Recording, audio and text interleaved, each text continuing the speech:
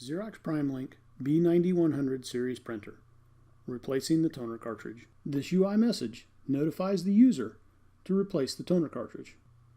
Note, the system will stop when it's time to replace the toner cartridge. For maximum toner yield, do not replace the toner cartridge until the system stops.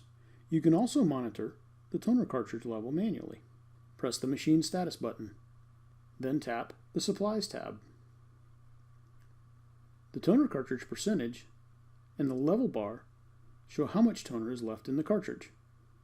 You should always wait for the system to stop, and the replace status is shown before replacing the toner cartridge to get the most from your cartridge.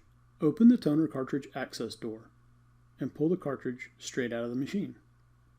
Note, it is not necessary to power off the system before replacing the toner cartridge.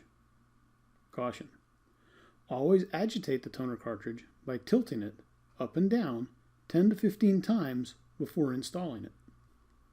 Align the cartridge top tab with the slot on the machine, then slide it fully into place. Then close the toner access door.